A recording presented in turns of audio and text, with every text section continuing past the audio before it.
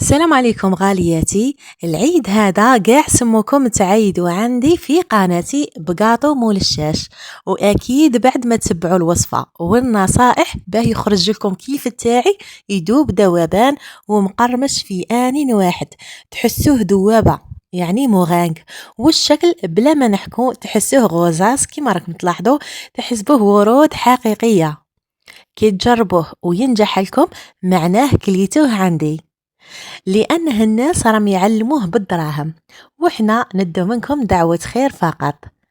المهم هذا مول الشاش قاطو يتخدم بلادوي دي دو، سموها هكا دي دو، تجي رقيقة شوية، وانا باه ما نعطلكمش ونحط لكم الفيديو تستفادوا منه على البكري، خدمت غير بالقمع اللي عندي وهو جاني كبير شوية، بصح المهم نوصل لكم الفكرة لاني انا ما خرجت باش نشري لكم القمع. الوصفة خصصتها لمتابعاتي الغاليات اللي طلبوني عليها وقالوا لي نطقوا فيك، نشكركم بزاف بزاف على الثقة، حتى انا باذن الله ما نخيبكمش وراني حاطتكم كمتربصات عندي وقدامي وما نبخلكم والو، وربي عالم بعزتكم عندي. المهم غالياتي عندي 250 غرام تاع زبدة طرية، كاس مشي معمر سكر رطب 125 غرام، 3 حبات بيض حسب الحجم، انا كي مجموع تاعهم جاني 155 غرام، كاس فارينة 150 غرام، لافاني، وربع العلبة خميرة كيميائية 2 ولا 3 غرام، في 500 غرام تاع زبدة تجي 5 غرام تاع خميرة كيميائية اللي هي نص علبة. والمايزينا نلم بها، في الاول نحط 400 غرام هذه في العجينة، ومن بعد نزيدو نشوفو اللي هي تجيكم 2 كيسان معمرين مليح والثالث موش معمر. في ماعون نحط الزبدة، انا استعملت فلوريال وفي الورشات راهم يخدموها بأوبلين، وتقدروا تعاملوها مع اي نوع. ونزيد السكر وقرصة ملح ونضرب بالباتور جيدا حتى تندمج الزبدة والسكر وتولي كريمية. سباتول نهبط بها الحواف تقعد قدامي، ومن بعدها نضيف البيض نضيفه بالحبة، ندير الحبة الأولى وندربها جيدا حتى تدخل والخليط يرطاب، نزيد البيضة الثانية ندرب حتى تدخل والزبدة كذلك ترطاب، نزيد الثالثة والأخيرة وندخلها. البيضة كي تحطيها في الأول الزبدة تتقطع لك، بصح كي تضربي مليح مليح راح ترطاب كي تدخل، ومرة على مرة نهبط الحواف بسباتول باه المكونات تندمج قاع مع بعضها وتولي كيما هكذا. نزيد لافاني ونخلط، ومن بعدها الفارينة وربع علبة خميرة كيميائية، اللي ما تعرفش تميز بعينها توزنها. الفارينة كاين اللي يضيفها وكاين اللي يستعمل غير المايزينا، ولكن تاع المايزينا تجي شوية تسلوك في الفم، يعني تجي ناشفة لازم تشربي موراها الماء تعطشك، على هذاك نعاونوها بالفارينة باه تجي كيما بات صابلي شابة ومقرمشة، وهنا كل وحدة وذوقها. المهم دخلت الفارينة والباتور كان في الفيتاس الأول يكون ناقص مشي زايد، لأنه كي نديرو النواشف هادو نقصوا للسرعة. كي تدخل الفارينة نضيف المايزينا ما تضيفوهاش على ضربة، فرغي غير بالكاس هكذا باه ما تنشفلكش بالخف. تان الباتور مازال في البروميير وندخل، تقدري تدخليها غير بيديك ولكن بالباتور يدمجها مليح مليح. كي يدخل الكاس الأول نزيد الكاس الثاني وندخلها، وبسباتول نهبط الحواف ونزيد الكاس الأخير، هكذا نكون دخلت كل الكمية. التالي هذا نكمله أنا بيدي باه نتحسس للعجينة، كما تعرفوا المايزينا تنشف في العجين، على هذاك لازم تخلوها طرية تتلاصق هكذا باه ما تغبنكش من بعد في الخدمة، خاصة المبتدئات لأنها طرية تداوى، والناشفة ما عندك ما ديري لها ما تقدريش تداويها.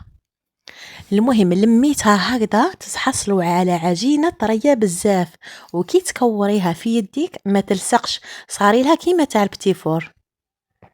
هنا تحبسي نقي كاع يدي. قلنا المايزينا دات لي 400 غرام بالتدريج ومشي على ضربة مع 150 غرام فرينة. اذا مجموع النواشف كاع راهي 550 غرام، وراهي طريه بزاف، وراني حاطه بحدايا 50 غرام مايزينا اخرى. دوك من بعد تفهموا علاه. المهم اذا بغيتو تخلوها هكذاك بيضة صحة، واذا بغيتو لون واحد عادي زيدوه في العجين دروك، واذا بغيتو عدة الوان قسموا عجينتكم على حسب عدد الالوان. انا غادي ندير 3 اجزاء ل3 الوان. قسمتها عادي، مشي تقولي لازم اللون يجي من الاول مع الزبده، عادي في الاخير وضيفيه، لانها هاد العجينه راح ندلكوها، وكي تندلك اللون راح يتحلل فيها عادي. المهم هادي نخليها بيضة ذوق الفاني على حالها، والعجينه الزاوجه نديرها بنفسجيه. بنفسجيه نديرها ذوق الكاسيس. تبغي اي لون، مثلا فرومبواز ولا زرقاء الشوينغوم ولا كيما تبغي، كل ذوق ديري له لونه. درت شويه تاع ذوق ونعاون بالملون. الملون اللي تخاف البودره تستعمل نتاع شوكولا، استعملت ماجيك كرافت ولا ديري بودره عادي، ونخلطها بالباتور. كي تخلطيها بالباتور ويدخل فيها هذاك الملون راح العجينه تتندى شويه وتطرى، بصح عادي خلي من بعدها في الخدمه ونزيدوا لها شويه تاع مايزينا هكذا، ونحي اللي بغا وندربهم على بعضهم يتنفض العجين منهم جيدا، ونلمها كاع ونغطيها بصاشي ونحطها بجهه تاني. اللون تاعها دوك يزيد يخدم فيها ويتحلل ويزيد يحماق اكثر. ونرجع للأخيرة نديرها حمراء، واللي راهي مطلوبة بزاف في المواقع والناس قاع تزوخ بها. هنا ضفت ملون أحمر بودرة نتاع الميزان يجي قاطع بزاف. اللي تخاف البودرة تستعمل نتاع شوكولا بصح تكتر شوية، يعني أنا عندي تاع البودرة هو الاقتصادي. ونزيد عطر الفراز اللي يتعمر يعاون في اللون والذوق، وندربها كذلك بالباتور. اللون هذاك في الاول يبان لكم باهت، بصح كي يريح في العجين راح يتحلل ويبان اكثر. نزيد ننفض تاني لي بغا ندربهم على بعضهم بالعجين كاع يهبط، ونلايمها كاع كيما خواتاتها ونغطيها ونخليها بجهه تريح. في هذه المده نقي الماعين تاعي، نقي الحاله، ونشعل الكوشه تحمى غير من تحت على نار متوسطه، مشي لاهبه، ركزوا معايا، متوسطه مشي زايده. ونجيب كاع الادوات اللي نحتاجهم، هذيك هي تلحق 1 ربع ساعه حتى ل20 دقيقه هكذاك، واذا لحقت لك نص ساعه كاع ومعليش. ومن بعدها نجي نخدم. القمع الشيرات هي المعروف اللي راهم يخدموا به في الورشات، هو دو دي، فيه 6 سنات ولا 7. انا غادي نشارككم بالموجود عندي لاني ما خرجتش وحوست. انا عندي هادو الخاصين بالكريمه، واحده فيها 7 اسنان، واحده فيها 6 اسنان اللي خدمت بهم لي تارتولات بكريمه الدبلومات. هذا نتاع 6 اسنان سموه 1 ب 2، ونتاع 7 اسنان الرقم نتاعه 356. ولكن هادو كبار شويه. اذا لقيتو 2 دي هو اللي راه شايع بزاف، يعني هذا هو. هنا انا بانوا لي كيف كيف للامانه، لاحظوا هادو هما الاقماع 2 دي، بان لي كيف تاعي، بصح كي خرجت الحبه بانت لي كبيره، على بها نقول لكم 2 دي ممكن يجي صغير. المهم نرجع للعجينه، نبدا بالبيضه هي الاولى هكذا باه ما نقيسهاش بالالوان من بعد باش تبقى لي نقيه. ندي شويه من العجين، تزيدي لها شويه تاع مايزينا. هنا كون نخرجوا العجينه هكذا كيما راهي، لاحظوا كيفاش تخرج مضرسه، شغل مسننه ماهيش رطبه. هنا نزيد شويه تاع مايزينا، حسيتها تتلاصق بزاف. المايزينا راني نزيد من هذيك شويه اللي حطيتها بحدايا، وندخلها في العجين ونقعد ندلك فيها هكذا ما بين يدي. شغل كي تقعدي تدلكي فيها العجينه تاعك تنطلق لك شويه في يدك على بها، وقلت لك زيدي المايزينا حتى تولي تحسي باللي راهي طريه وماش تلصق. تدلكيها مليح مليح حتى لونها يتغير وتولي بيضة، ودلكي غير بكميه قليله ماشي العجينه كامله، يعني غير بالكميه اللي غادي تخدمي بها باه ما يدخلهاش الهواء من بعد. لاحظوا الفرق، رجعت بيضة والاخرى راهي صفرة اللي كانت في الاول. تولي رطبة وتتكسل معاك كيما شوينغوم. هنا ندخلها في القمع ونولي نخرج فيها بصبعي هكذا. لاحظوا كيفاش راهي تخرج لي خشينه على بها وقلت لكم كبيره. هنا كان لازم عليا نخرج ونكسل، ولكن كي طريه بزاف ما عادي ما نكسل فيها. كي نخرجها شويه طويله نجيب مسطره ونقيس باه يجو كاع الحبات كيف من بعدها كي تلصقوا الحبه مع اختها، ماشي واحده كبيره واحده صغيره. اذا خرجوا لكم رقاق، كان عندكم القمع تاعكم نتوما رقيق، ديري طول 15 سنتيمتر، واذا خشينا كيف نتاعي انا درت 18 سنتيمتر لانها الدوره راح تكون عريضه على حساب العرض تاع الحبه. ومن بعدها نجي للقدام ونولي نرقق في العجين، ومن بعدها نولي نشكل في الورده، نلوي هذيك الرقيقه نروليها هكذا باه تشكل لي روزه، وزيد ندخل دورة خفيفة من هذاك التخربيش، ونرفد العجينة من الجهة الأخرى وندورها على الحبة بهذا الشكل، راح وحدها تترولة وتتشكل وردة. نلصقها في التالي، نحيلها شوية عجينة زايدة، وهذا هو شكلها. ونكمل كاع الحبات البيضين بنفس الطريقة. نزيدكم واحدة بنفسجية، راهي عجينة تتلاصق بزاف وداخلها الهواء كيما الكريمة. نرفد كمية في يديا ونزيد لها شوية تاع مايزينا، ندخلها فيها هذيك المايزينا، نشفها غير شوي شوي مشي بزاف، ونقعد ندلك فيها.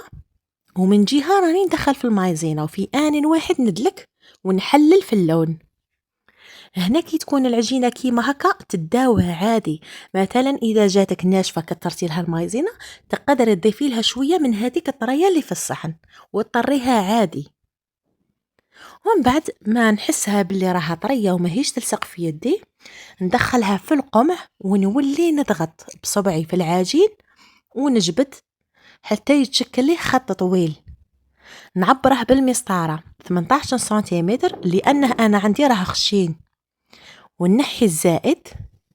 ومن بعدها نجي للمقدمه ونرقق العمود حوالي 3 سنتيمتر، رقيه مليح. اذا كان يلصق في صباعتك نقي يديك مليح من العجين، ولا غطسي صباعتك في المايزينا هكذا. كي ترقيها هكذا بداي ترولي كيما هكذا باش تعطيك شكل الورده. نزيد ندخل بدوره في العمود هذاك المشرط، ومن بعدها نرفد العمود من الطرف ونلويه على الحبه هكذا، اوتوماتيك راح تترولى وتتشكل ورده. وهذا هو شكلها. نكمل كل العجينه. وهنا كنت درت البيضة طيب بصح طريقة الطياب في هذه نفهمكم كيفاه. نزيدكم واحدة حمراء باه تترسخ الفكرة مليح للمبتدئات، ونزيدكم بعض النصائح. هنا اعتذر شيرة على الازعاج، هنا راه عندي جواريني وجاوني في الاخر تاع التسجيل، سمع ليها ونكمل بداو يخدموا. المهم العجينة هنا راهي طرية من الملونات، نزيد لها شوية تاع مايزينا بصح داري، هذه خلطها كاملة كي راهي على التالي. خلطي غير بشوية، يعني قيس ما توليش تلصق في يديك. ومن بعدها ندي شوية من العجين وندلكها مليح مليح بكف يديا حتى تولي مطاطية.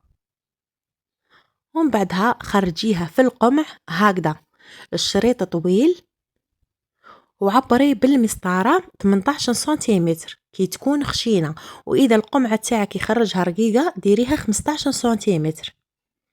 ومن بعدها نرققها من القدام حوالي 3 سنتيمتر، وتبقى من غادي 15 سنتيمتر هي اللي ندورها.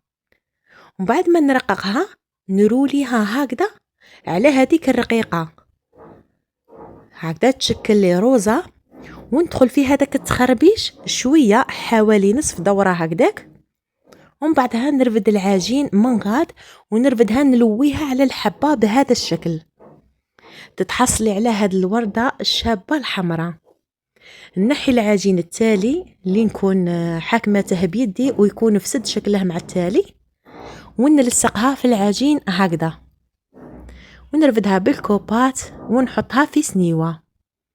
وهذاك الفتات كاع اللي راكم تشوفوا فيه كاع غادي نلايمه ونعجنه كاع، نخرج له الهواء بالدليك وتعاودي تخدمي به عادي، يعني ما تضيعوا والو. واي ورده مثلا خرجتيها وشكلها ما عجبكش، جاتك مدرسه ولا جاتك الشكل تاعها ما عجبكش، تقدري تعاودي تبزقيها وتعاودي تخدميها وتخرجيها بالشكل اللي راكي باغياته. وهذه هي ان شاء الله نكون فتكم الوصفه تاع اليوم مخصصه للمبتدئات. واذا ما فهمتوش مليح نعاودها لكم بشرح ابسط من هكا، ندير لكم كل لون وحده هكذا ما تلفلكمش. واذا فهمتوا ماذا بيا ينجح معكم من اول مره. وطريقه الطياب، هنا الكوشه شعلتها من قبل بصح على نار متوسطه ماشي زايده، لانها هذا الكاطو كون يدخل في الكوشه حاميه راح تتشوكا ويتشقق. في فرن الساعدة نحطها في الإيطاج الثاني والنار قليلة، لازم نار قليلة وخليها طيب في غرضها حتى لنص ساعة. القاطو هذا يدي الطياب هكذا باش يطيب لكم حتى للقلب، وباه يجي خفيف وطايب مشي معجن وثقيل من الداخل، تجيكم مقرمشة ومشي معجنة في الوسط، يعني قرمشة في الشباب ومشي اللي تزعجك.